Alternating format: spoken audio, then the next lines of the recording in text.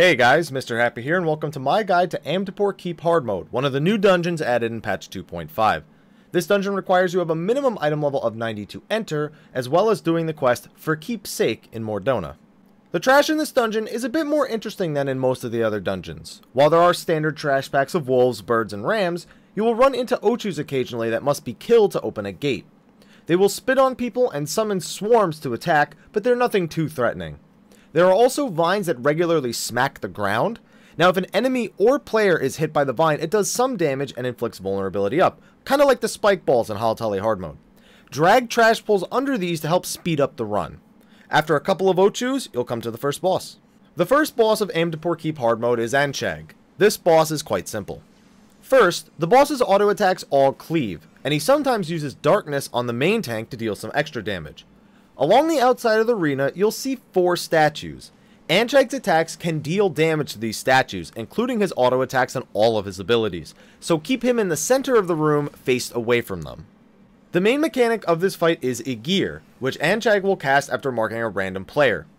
After a short delay, he will tether his sword to the marked player and deal damage to them every second, with each hit increasing the player's damage taken and reducing the healing they can receive.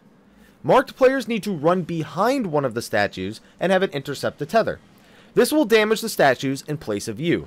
Now be aware that if a statue is low on HP, it will not be able to take many hits from Ygir, likely break and expose the player to the tether, so pick the ones that have a lot of HP. Anchag's other 2 attacks are Hall of Zaro and Valfadir. Hall of Zaro is just a placed AoE that you need to avoid and keep away from the statues. Valfadir, on the other hand, is a charge AoE that follows the player and cannot be avoided. When it hits, it'll knock you back and do some damage. Just keep both of these AoEs away from the statues, and neither of them are really that threatening. Finish off Anchag and move on. The next set of trash will have Malboros and other common enemies that the party can dispose of. There will also be 2 enemies called Foxgloves at certain points that shoot poison puddles at the party. Dodge these while you kill stuff, and eventually you'll kill the Foxgloves. Now, instead of ochus guarding the doors this time, it's instead going to be naughty treants. These treants just use Arboreal Storm and an AoE around them for some damage that also summons some Warmura Campas, and they have an AoE that can target party members. Just kill them and the enemies they summon to get to the second boss.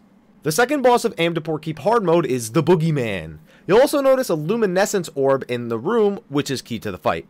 They won't attack you unless you attack them first, so just leave it alone until it's needed. The Boogeyman himself has several attacks and targeted skills that just need to be dodged or healed through.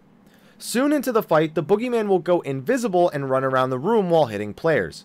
In order to make him visible again so you can attack him, kill the luminescence and step into the light field that it drops. This will make you irradiated for 5 seconds. When the debuff wears off, you'll do a small AoE that reveals the Boogeyman if you're standing next to him. When he is revealed, he will gain a stacking damage buff. After revealing him the first time, the Boogeyman will continue attacking the party, eventually summoning Blood Moon sacrifices that you'll want to kill as soon as possible. He'll also gain access to a giant conal attack called Entrance, which will confuse anyone looking at the boss who is present in the AoE. So if you can't get out of the AoE in time, just face away from him. At around 40 to 45%, the boss will split into 2, each taking half of his current HP, before both of them go invisible. At the same time, he's going to summon 2 more Blood Moon sacrifices and a Blood Moon martyr. Focus down the martyr, since if it finishes casting its spell, it's going to do large AoE damage and place a bleed on everyone. Once that's done, you can kill the luminescence and reveal either one or both of the Boogeymen. If you're well geared, you can just reveal them both and heal through all the extra damage that they're going to be dealing. If not, do it one at a time. Finish off the 2 Boogeymen and move on to the final trash pull. The last trash pull puts you in the middle of 4 demon walls with a fell orb in the center. After you press the orb, you'll have 3 minutes to clear all the waves of enemies that spawn, with the last wave being 2 gnats. Now, if you don't manage to kill everything before 3 minutes is up, the demon walls will close in and, well, you can guess the rest. Finish off the last group of enemies to reach the final boss. The final boss of this dungeon is Ferdiad. This boss has a bunch of little mechanics, none of which are too hard to deal with. He has a few basic attacks, including a range attack, a cleave, and a room-wide AoE called Blackout. At 85% HP, Ferdiad will go into the middle of the room and stone skin himself. He then begins charging up an AoE that gets bigger with every passing second. To stop it from increasing in size, just kill the 3 imps that are tethered to him. Once the AoE goes off, you can go back to attacking him. Ferdiad then starts hovering over to random players and summoning a superation on top of them.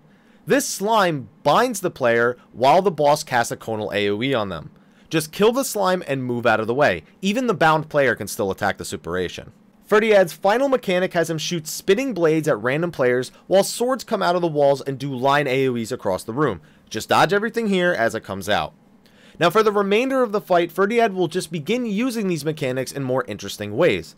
For example, the next time he rushes to the middle of the room to channel his growing AoE, he will summon Superations on 2 players that will both need to be killed, as well as a single Troubadour that is tethered to him.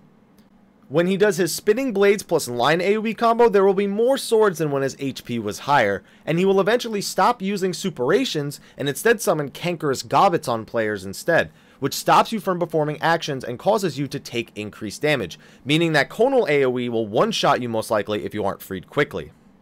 Like I said before, just keep repeating these mechanics until you drop the boss. Congratulations on your Amdapor Keep hard mode victory. Thank you for watching this video. If you enjoyed it, be sure to like, favorite, subscribe, and share, and check out the rest of my patch 2.5 guides as well. But anyway guys, thank you for watching this video, and I'll see you next time. Take care.